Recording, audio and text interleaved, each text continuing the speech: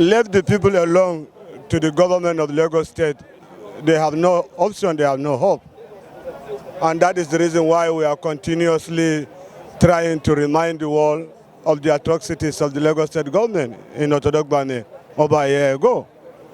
It is very unfortunate that in a democratic setting today in the 21st century, over 30,000 people will be possibly evicted using fire by a democratic government to burn down their communities, simply because the place is now attractive for multi-billion naira investment. Building mega cities must be inclusive, not exclusive, just for the rich, the politicians, and their cronies. The city, every city was built by the poor. The level of the poor built every city you see around. And Lagos State, before the colonial era, the primary occupation of people in Lagos State is farming and fishing. But after the colonial era, after independence, setting the capital of Nigeria here in Lagos State, and with all the other opportunities that come, the fishing and the farming were pushed to this where they are now by the waterfront. The only few areas that they can dwell and survive. Because as a fisherman, their life dwell on the water side. They can't do without the water side. So if the government continue to take over the water side and build eco-Atlantic city likes all over the Lagos State, mega city, where do you expect them to go? You can see them. There is a court judgment by Justice Onibanjo of the Lagos High Court that stated that the actions of the Lagos State government is inhumane and it's degrading. It's against their fundamental right. The government should resettle them, compensate them. Even if they cannot take them back to Otodo-Gbame, but at least they can give them another option. They can compensate them, settle them, and the settlement must be by the water side because they are fishermen. If you take a fisherman off the water side and take him away from the water side, you don't want him to be a fisher. You don't want him to survive. So if the government is really sincere, it should accept the court judgment in good faith, not going around appealing, going to appeal court and appeal the court judgment. These are the people that voted them. The larger majority of voters in Lagos State are the slum dwellers. All those politicians and those in government don't actually vote. We are the voters. We are the ones that they come to our community during the electionary era massively to come and search for our vote, and we voted them in. We don't deserve this. These people don't deserve it.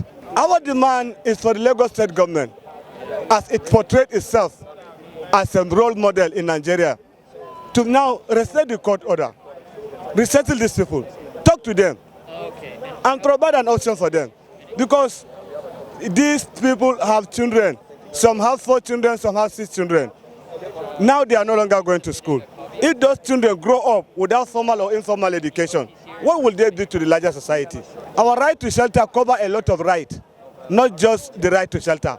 Our right to life, right to livelihood, our children's right to education, a lot of other rights, because we have a roof over our head. We want Lagos State government to act like a human, behave like a human. We believe that they are human too. So they should treat these people as human and try to relocate them, compensate them. And furthermore, moving forward, forced eviction is a crime against humanity.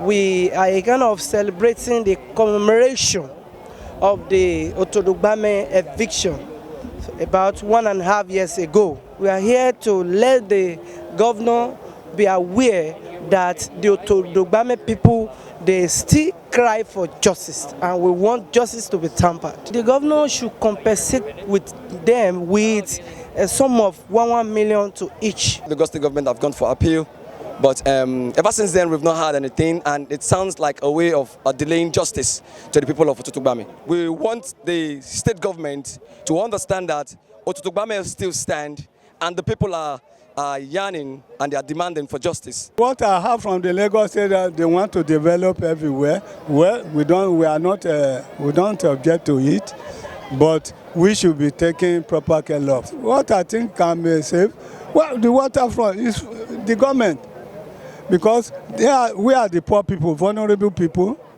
We have not much money to be hard scraper like this, so we are just managing life like that. So if the government can help, you see, what we mean is that when government build a side, move people there, and then rebuild the other side, then people will live comfortable. Not that they should evict them totally. The Otodo-Gbame community, alongside other federation community, have against Lagos State government. It's not of land, but it's about fundamental human rights. Eviction without consultation, without compensation, in that manner, amounts to cruel, inhuman, and degrading treatment. And even the World Bank, they have considered the humanity of project by envisaging in the safeguard policy that wherever a project is to be carried out for public purposes, the project affected people should be considered. They should be compensated in a manner that they are not worse than they were before the project. And even the Land Use Act of 1978 that is still operational is full of such provision that people must be consulted, they should be compensated. Over 30,000 people were evicted, about 15 people were killed, nothing happened.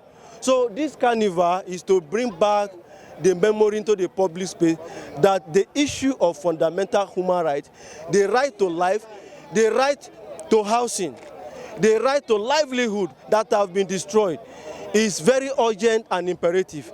And if Lagos wants to build a mega city, the human component must not be lost, and it must be inclusive. It should not be a situation whereby you keep evicting the poor for the rich. When we then evict the rich for the poor? But what we are even saying is that we want a society that is being driven by principle of equality. We can all stay together, live together. It's just about plan.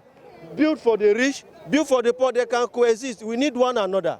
It's not about land, it's not about who owns Otodo-Gbame. Humanity is one world over. And in the state of medical emergency, when somebody needs blood, your concern should be, is the blood safe? Not the tribe, not the religion of the donor. And we appeal to G.O. Adeboye to call Governor Ambode to order because we know he can do it. And Ambode should do something because we still believe there are elements of humanity in him.